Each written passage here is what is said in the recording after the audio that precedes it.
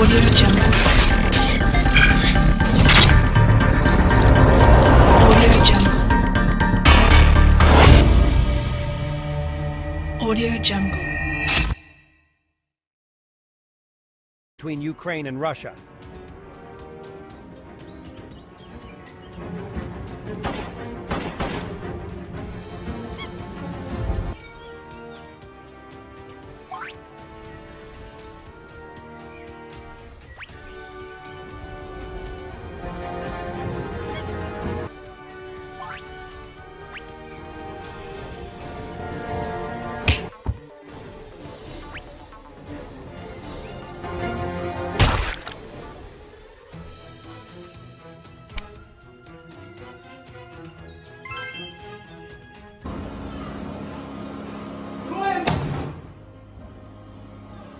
It is said that Ukraine has recently started to follow a new successful strategy.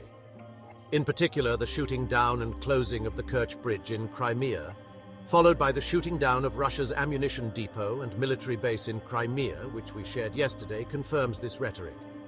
A new one to these attacks that have been experienced in the last 1 week was added yesterday evening. One of the border and contact points, a military headquarters located in Soledar, a part of the temporarily occupied Donetsk Oblast, was destroyed by the Boeing-made JDAMS system. JDAMS is a direct Tarus munition and is a system that performs its flight independently after launch. They had come to Ukraine with the military aid package announced by the United States on December 21st, 2022. Recently, it has been on the list of the most munitions on the front line.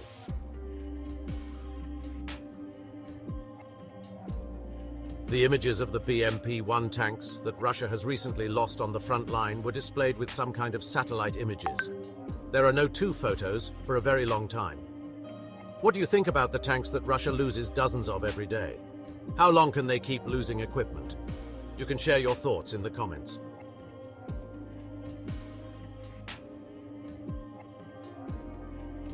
Night operations using heavy attack unmanned aerial vehicles are continuing. The images shared during the hours of last night show a mortar cannon that the Russians lost.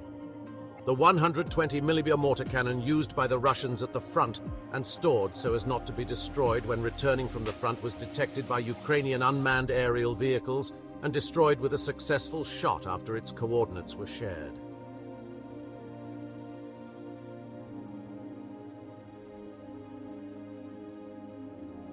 Images of a Swedish bandvan 202 providing supplies in Ukraine were shared.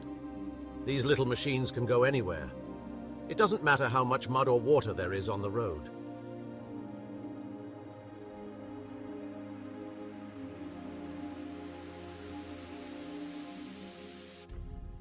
The war makes the Russian people experience psychological problems. The recent increased civilian armament and gang wars are a sign of this. Today, unrest at the Butovo Park 2 apartment complex in Moscow. Witnesses reported hearing gunshots. It is said that increasing psychological problems are leading the Russians towards a civil internal revolt. What do you think about this issue? You can share your thoughts in the comments. Lithuania has launched a crowdfunding campaign to buy 500 unmanned aerial vehicles for Ukraine. According to reports, a new crowdfunding campaign, the Drone Songs campaign, has been launched in Lithuania to raise €300,000 for the purchase of 500 FPV kamikaze aircraft. As we have reported before, a BRICS meeting will be held soon, and Putin was expected to attend this meeting. Putin will not attend the BRICS summit. Lavrov will go instead. Office of the President of the Republic of South Africa. Cumhuriyet would have had to arrest Putin if he had personally arrived with the ICC's arrest warrant. Last week there were intensive negotiations on Putin's participation. President Cyril Ramaphosa had earlier said that Putin's arrest would mean a war with Russia for his country. Russian propagandists are trying to find new reasons why Putin should not attend the BRICS summit. Some of his theories are so crazy that even Skabayeva, an experienced propagandist, can't handle it. Не подчиняется президенту, у него конфликт с президентом ЮАР, и он придумал вот эту пулю, как объяснить, почему Путин не приедет, потому что я его мог знать. Это была конспирологическая Не конспирологическая. реклама. Нет, правда чистая, со съезда. In addition, new images and details of the moments when the Russian ammunition and base in Crimea, which we were the subject of yesterday, exploded, continue to arrive. We will add new updates about this topic in our next video.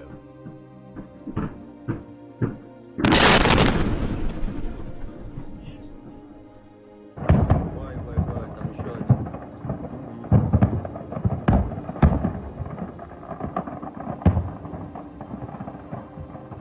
Прикинь, какая цепная ряда. Putin has named his conditions for Russia to return into the grain deal. He said that Russian grain and fertilizers would have to be unsanctioned. Russian banks reconnected to SWIFT and supplies of spare parts for agricultural machinery resumed. Obviously, the Kremlin terrorist didn't forget to blame the West of blackmailing while doing exactly that very thing. Хочу подчеркнуть, мы не против самой сделки как таковой, тем более учитывая ее значение для глобального рынка продовольствия, для многих государств мира. И, безусловно, рассмотрим возможность вернуться в нее, но только при одном условии. Если будут в полном объеме учтены, а главное реализованы, именно реализованы все, без исключения, ранее согласованные принципы участия России в этой сделке. Я напомню, о чем идет речь. Первое. Это вывод из-под санкций поставок российского зерна и удобрений на мировые рынки. Второе. Должны быть убраны все препятствия для российских банков, финансовых институтов, которые обслуживают поставки продовольствия и удобрений. В том числе речь идет об их незамедлительном подключении к международной банковской системе расчетов SWIFT. Нам нужны не какие-то обещания на этот счет и какие-то идеи. Нам нужно выполнение этих условий. Третье. Должны быть возобновлены поставки в Россию запчастей, комплектующих для сельхозтехники и отрасли производства удобрений. Далее. Должны быть решены все вопросы с фрахтом судов и страхованием российских экспортных поставок продовольствия. Обеспечена вся логистика продовольственных поставок. Далее. Должны быть обеспечены беспрепятственные условия для расширения поставок российских удобрений, сырья для их производства.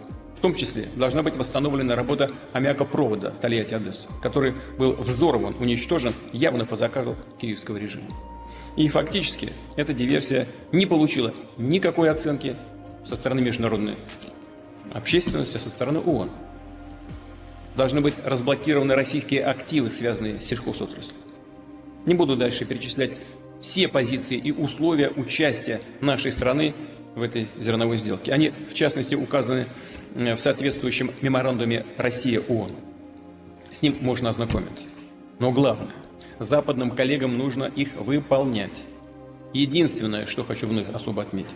Изначально суть, смысл зерновой сделки имели колоссальное гуманитарное значение. Запад эту суть полностью выхолостил и извратил. И вместо того, чтобы помогать действительно нуждающимся странам, Запад использовал зерновую сделку для политического шантажа, а кроме того, как я уже сказал, сделал ее инструментом обогащения транснациональных корпораций, спекулянтов на глобальном зерновом рынке. Ну и, наконец, базовое условие России для возвращения к сделке – это восстановление ее изначальной гуманитарной сути. Вот при этих условиях мы незамедлительно, при исполнении всех этих условий, о чем мы раньше договаривались, они не сейчас мною придуманы, эти условия. Но как только они будут исполнены, мы незамедлительно в эту сделку вернемся.